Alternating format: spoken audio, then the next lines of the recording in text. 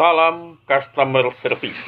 Saat ini saya Rudi Hutahayan ingin berbagi pengalaman saya tentang selama pengalaman beberapa tahun yang silam ketika saya dulu pernah aktif menjadi customer service di berbagai perusahaan. Sehingga saya merasa perlu berbagi pengalaman tentang hal ini kepada setiap rekan-rekan atau teman-teman dan adik seprofesi, ya. Maksudnya kalau pada saat ini ada di antara adik-adik kalian yang profesinya di bidang customer service, mungkin pengalaman saya bisa membantu. Pertama, saya ingin langsung kepada satu tips, ya, yang ingin saya bagikan. Bagaimana, ya, menghandle customer atau pelanggan yang suka marah, suka cerewet, ya, suka bikin kesel. Nah, inilah salah satu seni di dalam menjadi aktivis kerja di bidang customer service. Kalau kita lihat, kenapa banyak orang, semuanya, tidak semua, ya, banyak tapi ya, merasa menjadi pekerjaan customer service itu sangat menyulitkan. Adapun latar belakangnya adalah menghadapi mayoritas customer yang satu, tidak ramah, customer yang kedua, tipenya suka komplain, ya, apa sedikit komplain, ya. Yang ketiga, ada customer yang tidak mau mengakui keunggulan produk atau jasa yang kita miliki. Sekalipun dia sudah senang, tapi dia pura-pura tidak senang lah, ya. Tipe ini dikenal dengan tipe customer yang berbuat seolah-olah dia adalah perfeksionis. Karena mungkin dia punya kesenangan, ya. Ada customer yang punya kesenangan kalau tidak komplain itu katanya nggak lengkap. Ada juga customer itu tipenya adalah customer yang bossy. Jadi ketika dia mendatangi customer service, posisinya adalah dia sebagai bos yang dilayani sebagai raja dan ratu, apa saja permintaannya harus dipenuhi. Nah, untuk sebagian orang menghadapi customer yang seperti ini, itu lumrah dan biasa. Karena ada yang sudah terlatih dari pengalaman. Tetapi kebanyakan dari orang-orang yang saya kenal yang pernah bekerja di bidang customer service tetap mengalami kesulitan karena manusia itu tidak sama. Tipe manusia itu tidak sama. Ada yang tipenya matanya dikatakan melotot, sehingga si customer service-nya sudah down dulu, ya, nengok matanya udah down kita. Belum lagi kalau dia suka tangannya gebrak meja. Ada tipe customer service yang tidak bisa dibilangi. Sudah dijelaskan baik-baik, sudah diberitahu bahwa ini aturan mainnya, tapi dia tidak mau tahu juga. Ada tipe customer service yang memang dia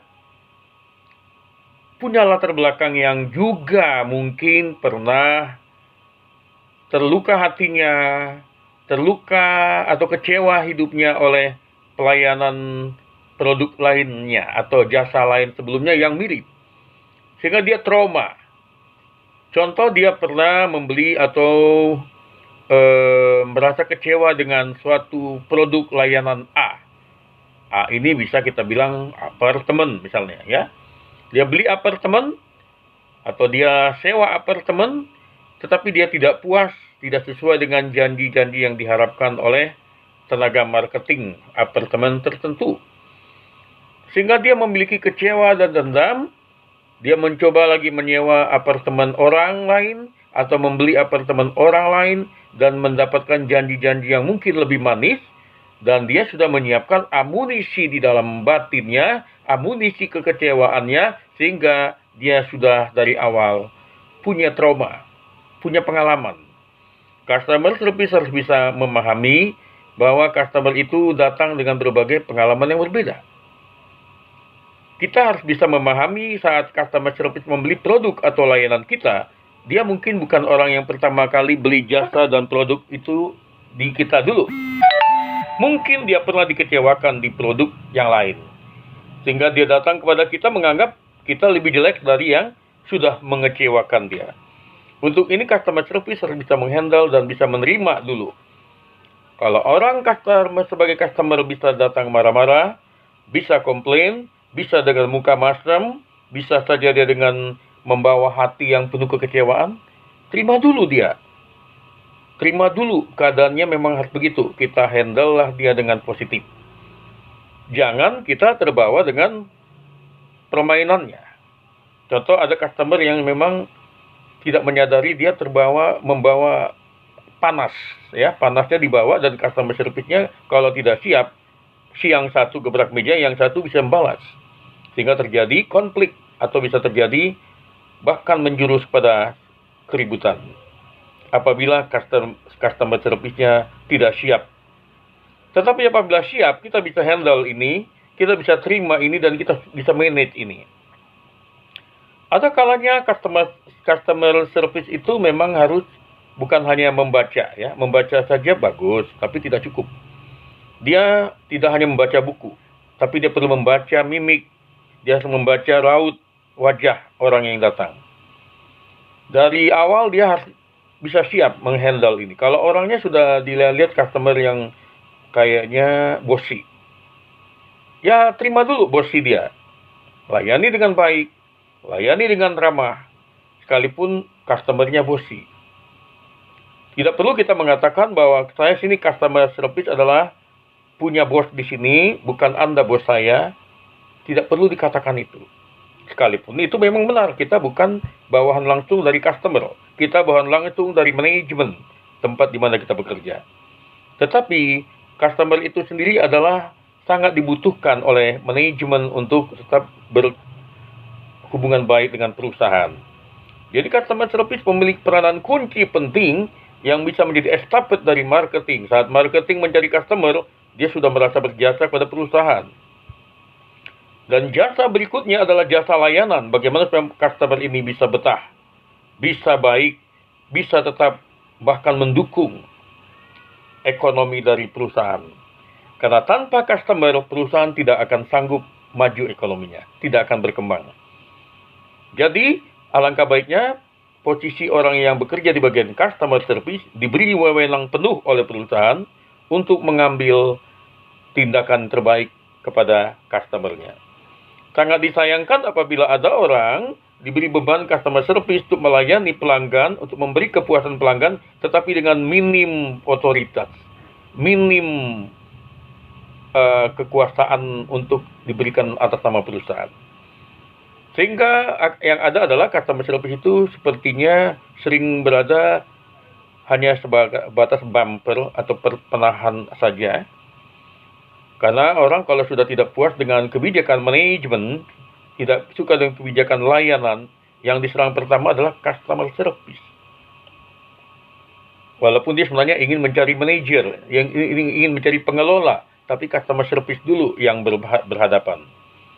Jadi, alangkah baiknya customer service itu kalau orang yang sedang bekerja di sana saat apabila Anda sedang bekerja di bidang itu, Anda siapapun customer service harus siap mental untuk menghadapi orang bosi, mental untuk menghadapi orang yang muka masam, handle dengan layanan yang ramah. Jangan mau terbawa dengan masalah pribadi. Seringkali customer service kesulitan apabila menghadapan dengan omelan-omelan customer itu seolah-olah pribadi masalahnya. Padahal yang dia omeli adalah seharusnya tingkat level dari kepuasan yang tidak terpenuhi. Dan ada juga itu memang customer-nya yang memang mencari kesalahan. Bisa customer itu sendiri adalah kompetitor dari perusahaan itu. Contoh, seorang adalah pemilik atau pengguna jasa produk B. Bisa apartemen B, bisa hotel B. Dan dia ingin mencari kekurangan di apartemen atau hotel tempat si A bekerja. Tentu saja dia datang sudah dengan berbagai cara untuk mencari, menjelekkan, membusukkan apa saja yang ada di hadapannya. Maka customer service yang menghadapi seperti ini harus siap bahwa dia tidak berhadapan dengan masalah pribadi, orang itu dengan dia.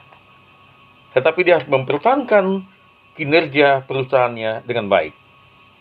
Bisa saja orang mengatakan ini itu, tetapi layani dengan ramah sepanjang ini tidak melanggar etika. Etos kerja yang terbaik adalah kita tetap mengunggulkan kebaikan kita, tidak perlu terpancing menjelekkan perusahaan orang lain. Layanan kita saja.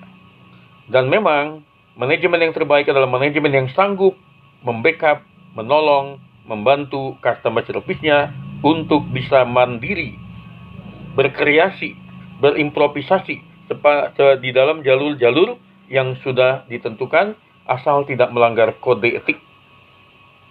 Kode etik yang paling diperlukan adalah untuk customer service adalah arahan goalnya. Goalnya adalah kepuasan pelanggan. Kepuasan pelanggan itu tidak bisa hanya dipenuhi oleh customer service. Tetapi kebijakan perusahaan, manajemen sangat menentukan supaya customer service bisa memberikan sesuatu. Jadi jangan sampai customer service-nya sepertinya jadi kampanye, ya, jurkam, begini-begini baik perusahaan. Tapi kalau tetap kebijakan di suatu perusahaan tidak menguntungkan, tidak ada membuat rasa nyaman kepada pelanggannya, capek customer service-nya, tetap mejanya akan digebrak. Para pemilik perusahaan atau manajer perusahaan harus bisa memberi ruang yang luas untuk customer service sepanjang itu untuk memuaskan pelanggannya dan tidak merugikan perusahaan. Di sini aturan mainnya sangat penting. Saya percaya apa yang saya bagikan ini adalah bagian dari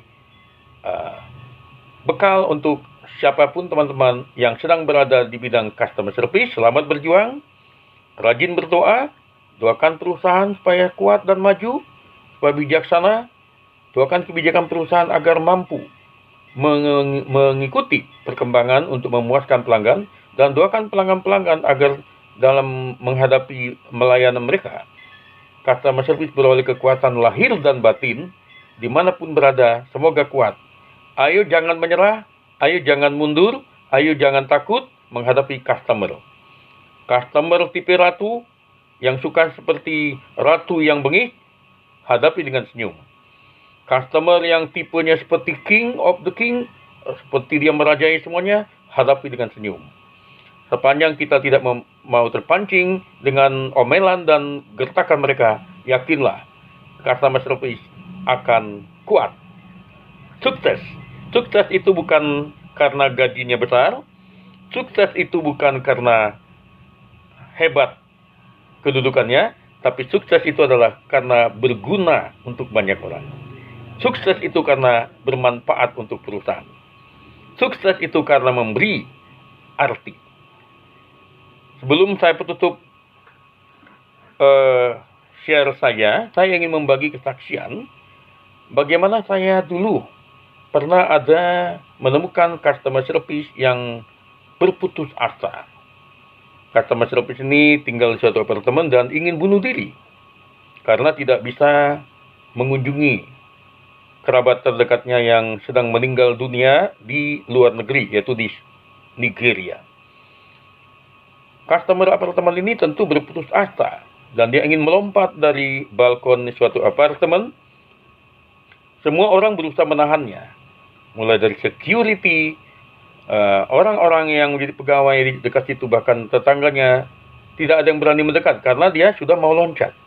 Dan dia katakan, kalau kalian ada yang berusaha menolong saya untuk tidak loncat, semakin mendekat saya loncat. Semuanya sudah ketakutan. Dan saya waktu itu sebagai customer service di suatu apartemen, saya ingat bahwa saya tidak bisa berbuat sebagai manajemen. Saya harus tampil sebagai sesama manusia. Dan kebetulan saya tahu karena ibu ini, yaitu orang Nigeria ini akan meloncat ini, kebetulan dia beragama Kristen, maka saya gunakan kesempatan karena saya seiman dengan dia, saya Kristen, saya katakan kepada dia, Ibu, kami tidak bisa secara manusia, manajemen tidak bisa berhak melarang Anda loncat karena Anda sudah tinggal satu langkah. Dia berputus asa dengan masalahnya.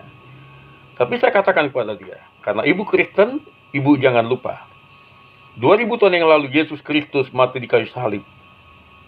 Dia datang Allah yang datang sebagai manusia untuk mengampuni dosa orang yang bertobat. Dan dia mati di kayu salib untuk mengampuni kita supaya kita diampuni. Dan dia tidak pernah mati di kayu salib untuk orang yang bunuh diri. Orang yang bunuh diri hanya akan masuk neraka, sia-sia hidupnya. Tidak ada sorga untuk orang bunuh diri. Yesus tidak pernah mati untuk orang yang bunuh diri. Yesus hanya mati untuk orang yang mau hidupnya diserahkan kepada Tuhan. Akhir hidupnya adalah di dalam Tuhan. Jangan sia-siakan hidup ibu. Ternyata ketika saya menyatakan ini kepada ibu itu, dia langsung ingat ayat firman Tuhan yang ketika dia pernah belajar, sejak dia sekolah minggu, dia katakan, Tuhan Yesus mati untuk menebus dosa manusia yang bertobat. Bukan untuk menebus dosa orang yang tidak bertobat. Karena orang yang bunuh diri itu tidak pernah bertobat. Tidak ada kesempatan bertobat. Dia langsung sadar dan dia mengatakan, kamu saya anggap sebagai saudara di dalam kemanusiaan, di dalam iman, karena sudah menolong saya, katanya. Dan itu diperkuat ketika beberapa tahun lalu, saya dan istri saya lagi ke mall, di suatu mall di Kelapa Gading, ketemu sama ibu ini. Ternyata ibu ini belum pulang juga ke Nigeria. Dia katakan sama istri saya, ini saya pernah ditolong oleh suami kamu ini, katanya sama istri saya. Dia menolong sebagai saudara di dalam Tuhan, sehingga saya pulih, saya kuat. Dan saya percaya ini adalah bagian dari salah satu tindakan prophetic, tindakan yang kita lakukan, walaupun sebagai customer service, kita punya keterbatasan, tapi kita punya cara lain, yaitu mengandalkan Tuhan. Kiranya testimoni dan kesaksian saya bermanfaat. Semangat bekerja dimanapun berada. Maju.